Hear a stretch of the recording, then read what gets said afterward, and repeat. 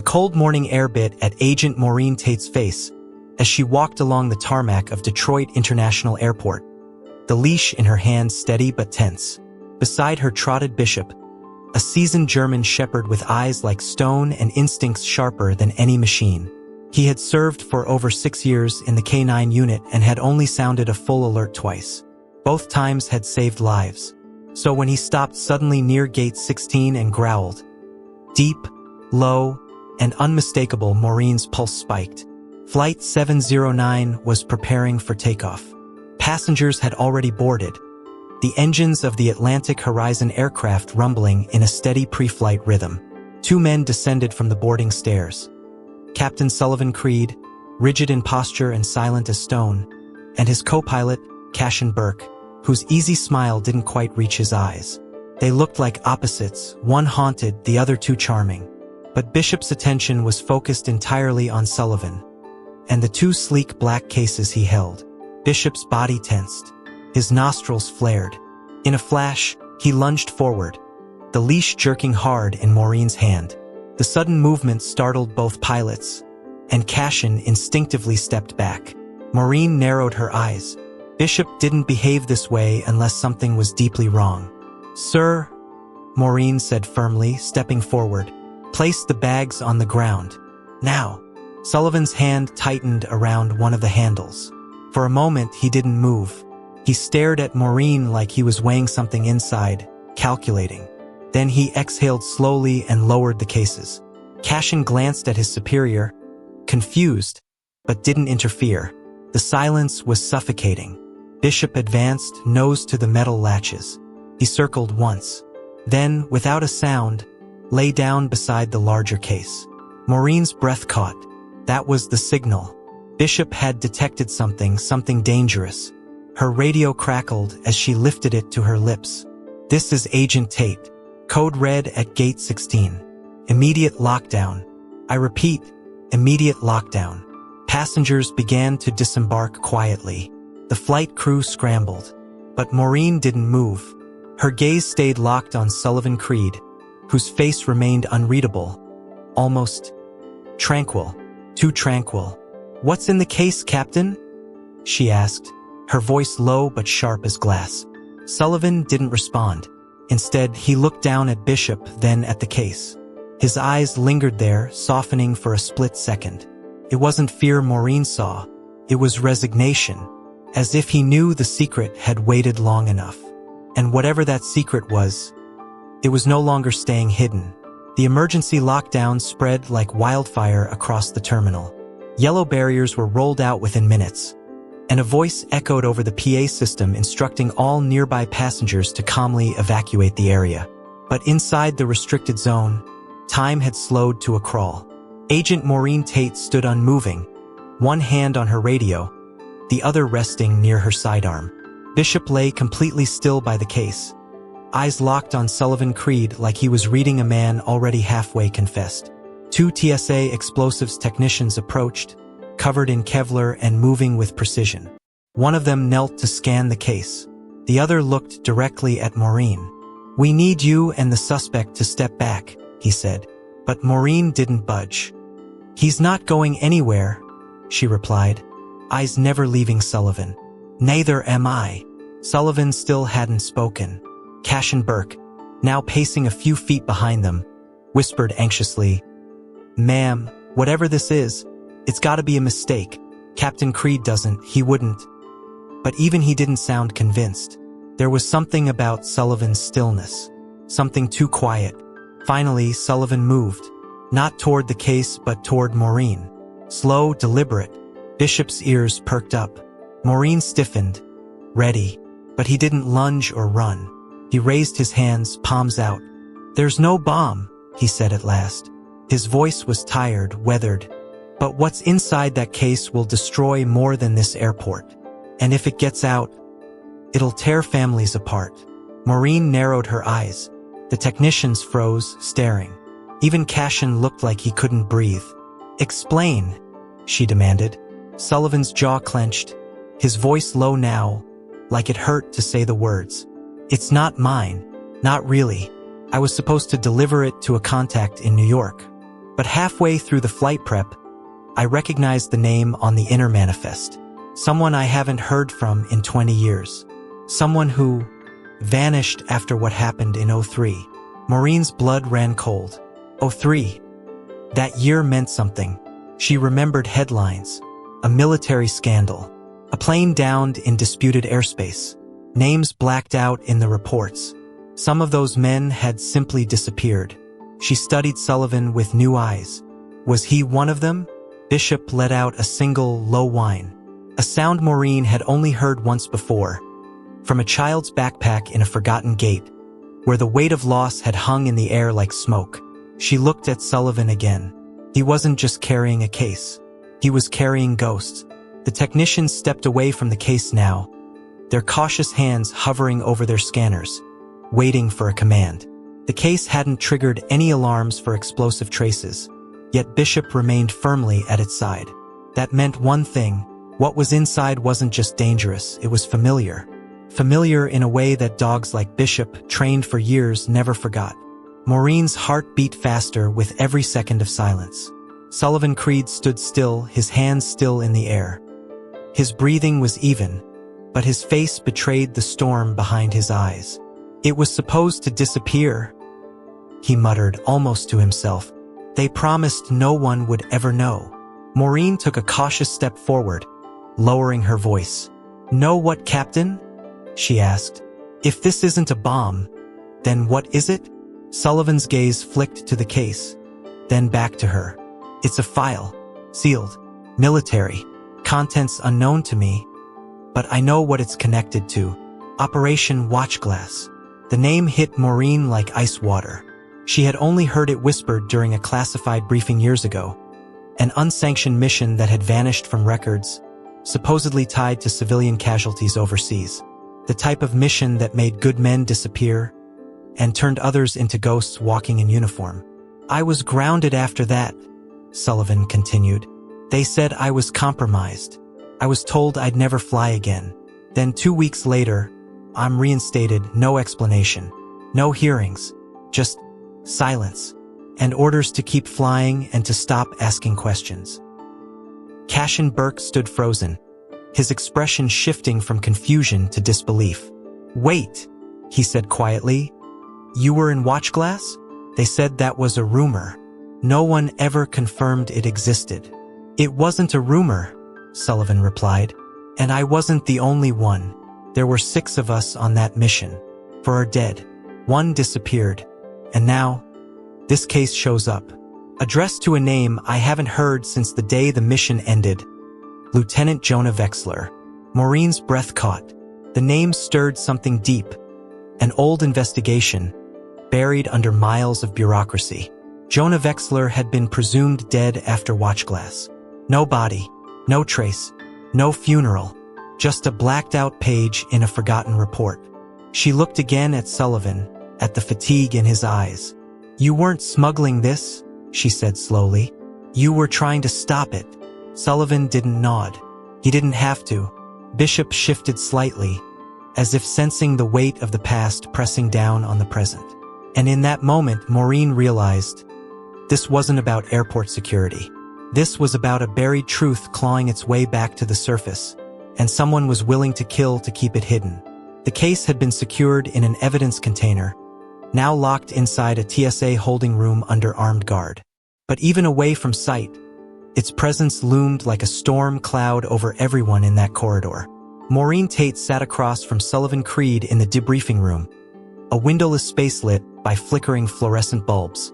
Her hands were clasped on the table, but her mind was racing, connecting pieces she hadn't thought about in over a decade. Sullivan looked different now, not just older, but stripped of the layers he had carefully worn over the years. His voice no longer carried the rehearsed calm of a seasoned pilot. It was rough, exposed. "I was 29 when we were deployed," he said, eyes unfocused. "They told us we were protecting diplomatic assets. But it wasn't diplomacy. It was elimination. The kind of mission you don't come back from clean." Maureen listened, but part of her couldn't help remembering the case file she had stumbled upon years ago, hidden under false codes in a forgotten archive. Jonah Wexler had been listed as MIA, then reclassified as Kia 6 months later. No photo, no funeral, no flag. Only a signature approving the reclassification. Captain Sullivan Creed. "You signed off on his death," Maureen said carefully. Sullivan flinched. "I did, but I didn't see the body. We were under fire, communications cut. They told me he was gone.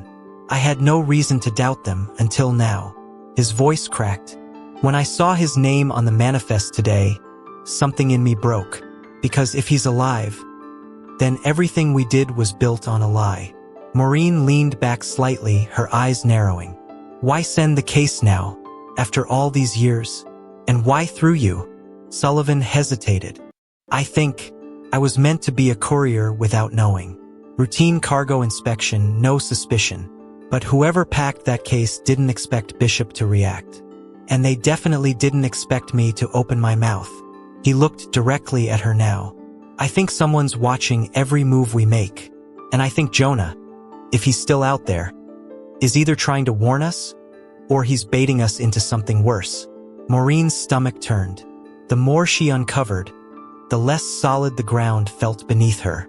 This wasn't just about a secret mission or a missing soldier. It was about who still had something to lose if the truth came out. And Bishop, still waiting outside the door, seemed to sense it too. His ears perked, muscles tense, eyes fixed on the hallway beyond. Someone was coming, and they weren't coming to ask questions. The air inside the debriefing room turned heavier, as if the walls themselves were holding their breath. Outside, the corridor fell silent. No footsteps, no radios, no movement. It was the kind of silence Maureen Tate had learned to fear during her early years in internal affairs. The silence that comes right before the breach. Bishop stood alert by the door, tail rigid, nose twitching at something only he could sense. Sullivan Creed sat frozen across the table, eyes flicking to the one-way mirror. "They're not waiting," he said quietly. "They're already here." Maureen rose from her chair slowly, hand moving to her weapon, every muscle tense. "You think they're coming for you?" He shook his head. "No, for the case. I was just a link. I talked, now I'm expendable." She didn't respond. Instead, she reached for the emergency panel on the wall and hit the silent alarm. Nothing happened.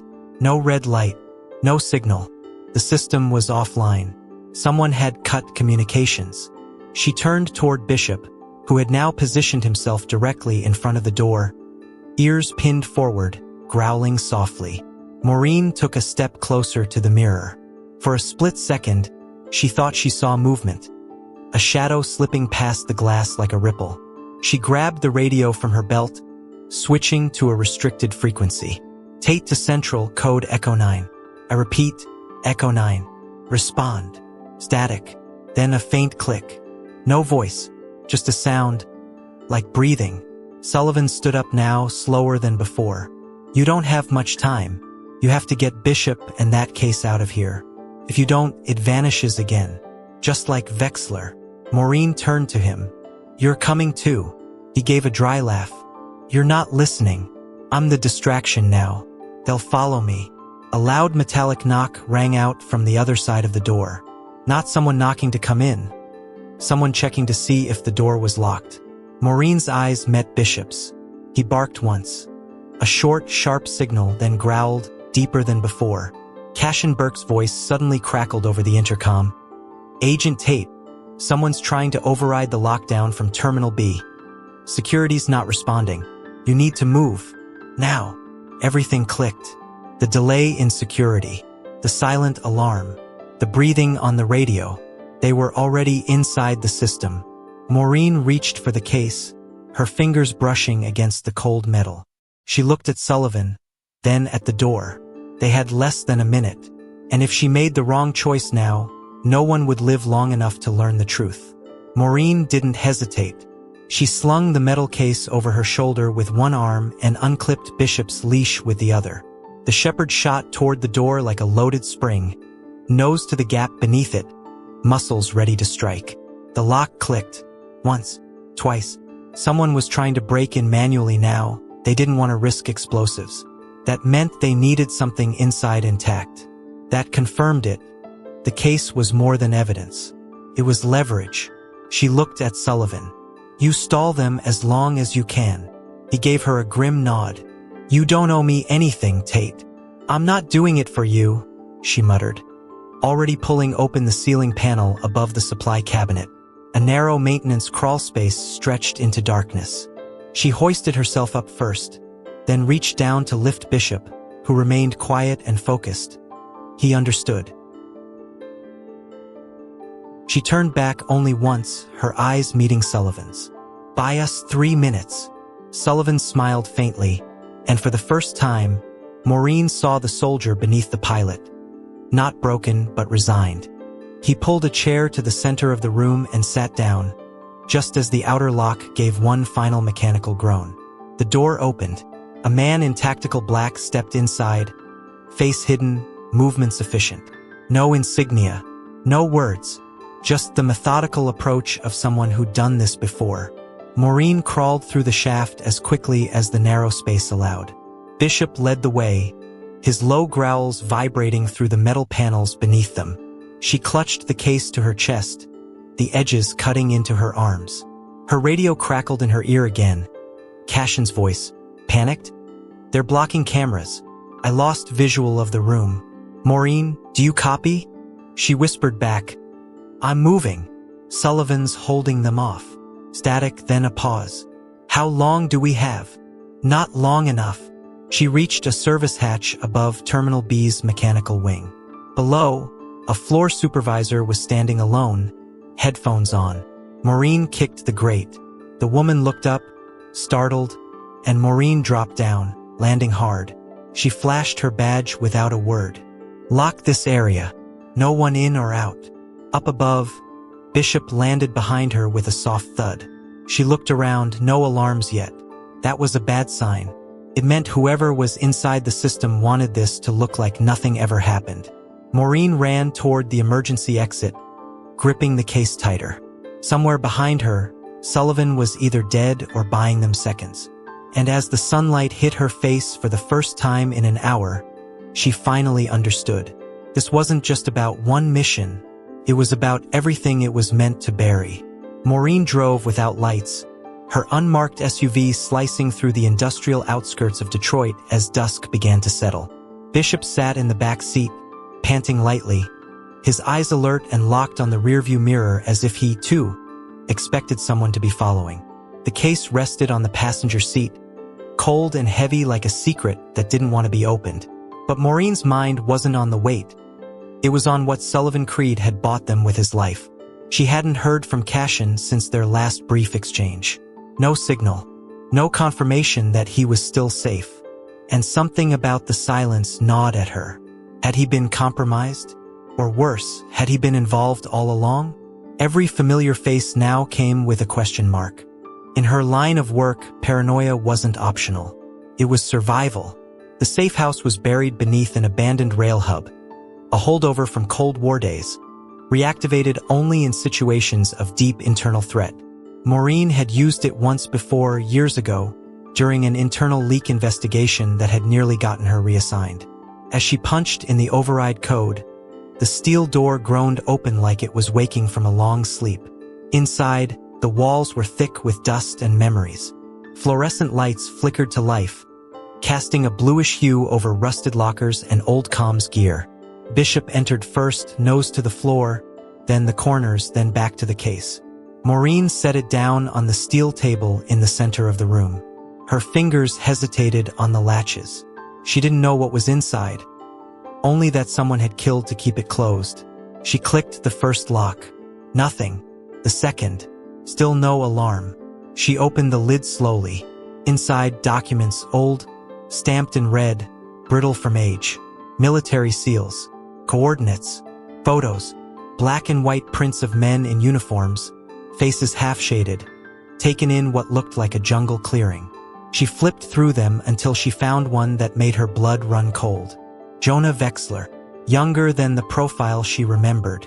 Alive, smiling, standing beside another man with a face she knew too well.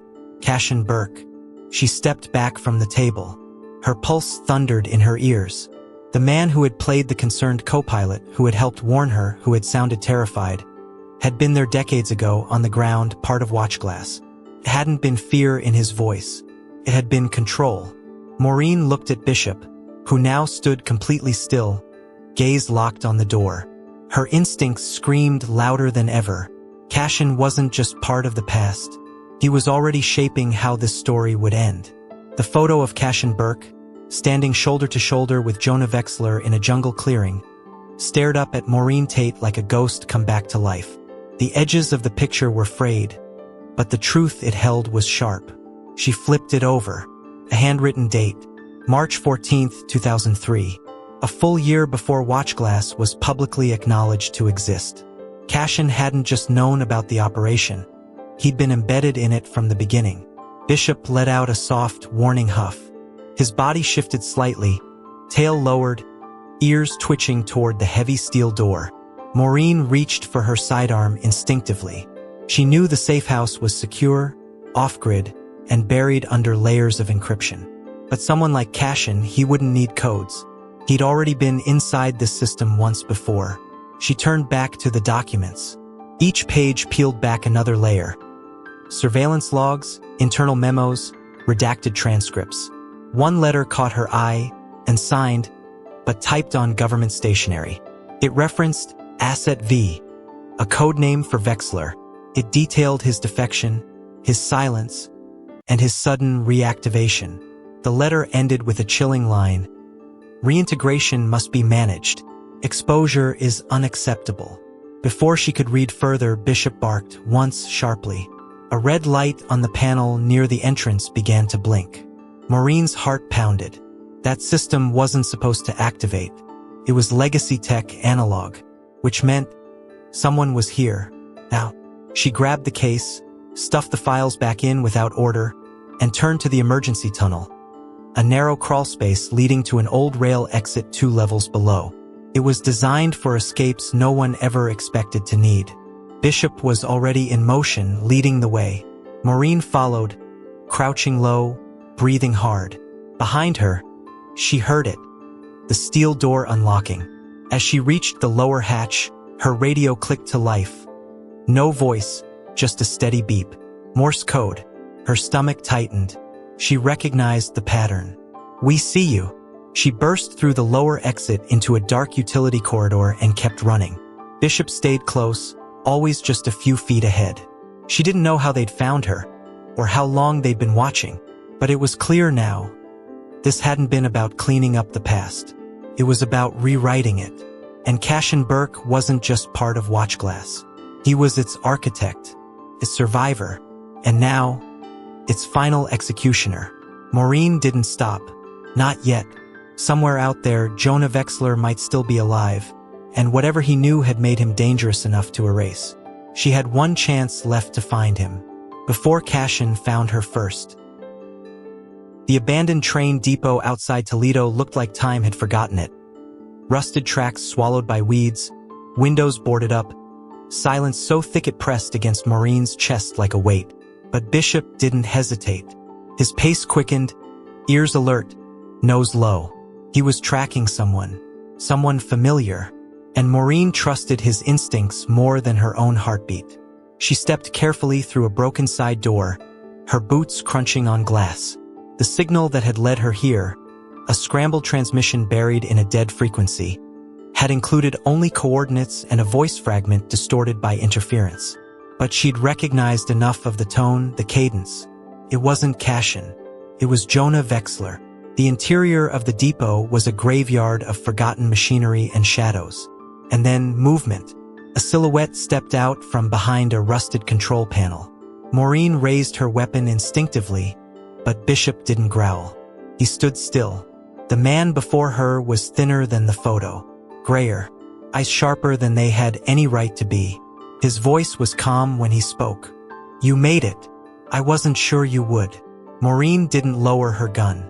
"You're supposed to be dead." He nodded once. "A lot of people were supposed to be dead, including me." His eyes flicked to the case at her side.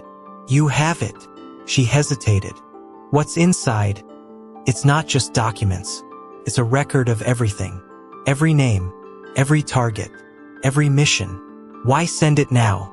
Jonah took a slow breath. Because Cashin is cleaning house. I was the last one. But when Creed hesitated, he exposed the timeline. Cashin had to move faster. That gave me an opening. And you trust me? I trust Bishop, he said simply. He doesn't lie. There was a beat of silence. Maureen finally lowered her weapon. Why keep yourself hidden all these years? Jonah's gaze darkened. Because if I spoke too soon, I'd be dismissed as a traitor. Speak too late, and no one lives to hear the truth. But you weren't supposed to be part of this. That's why you're still breathing. A creak echoed from above. A shadow passed over the upper window. Jonah's eyes narrowed. Too late. Maureen turned just in time to see a figure drop from the catwalk. Tactical gear, silenced weapon, no insignia. Cashin Burke. But he didn't shoot. He smiled. Hello, Agent Tate. Glad you found our ghost. His voice was calm, cold, certain. And in that moment, Maureen understood. This wasn't about who died in Watchglass. It was about who got to control the story. The silence that followed Cashin's entrance was suffocating. Dust floated in the air like ash. Maureen kept her hand near her weapon, but she didn't draw. Not yet. Jonah Vexler stood behind her, eyes fixed on the man who had once been his comrade, and now hunted him like a liability. Cashin's smile never reached his eyes. You really thought hiding in this graveyard would change anything? Jonah, you were always naive. He took a slow step forward, weapon lowered, but not out of reach. This isn't about revenge. It's about stability, control. You don't just burn down the system because you didn't like the mission. Maureen stepped in front of Jonah, her voice calm but sharp. Watchglass wasn't just a mission. It was a purge, and you turned on your own. That's not control. That's fear. Cashin chuckled. Fear works. It always has. You think the people want the truth? About what their government did, what their heroes became. No, they want comfort. They want silence. Jonah moved then, slowly, stepping beside Maureen. And yet you kept the files. You could have destroyed them, but you didn't. Why? Cashin's jaw tightened. Because erasing something completely makes it more powerful. Keeping it locked, hidden, that's how you control the narrative. The secret doesn't die. It becomes leverage. Maureen's hand moved to the case at her side. Then let's change the narrative. She tossed the case toward the far wall. Not carelessly, but with purpose. As it hit the floor, a burst of static rang in Maureen's earpiece. She smiled. Signal acquired. Far beneath the depot, a secure transmitter, one of the few pieces of Cold War tech still functioning, had come online. The contents of the case, scanned and uploaded minutes earlier, were now being transmitted to 5 independent news outlets, and an encrypted government server Maureen had set to trigger with a single keyword, Vexler. Cashin's eyes widened. What did you do? Leverage works both ways, Maureen said. He raised his weapon, but Bishop was faster. The dog lunged, teeth bared, and knocked him off balance. One shot fired, harmless, into the ceiling, as Cashin hit the ground hard. Bishop stood over him, growling low, unmoving. Jonah retrieved the weapon and aimed it at Cashin. His hands shook, but his voice was steady. You won't rewrite history again. Cashin didn't speak. He didn't need to. It was over. Maureen looked at the dust-filled air, the case now lying open, empty. The truth had finally escaped the vault. And this time, no one could silence it again.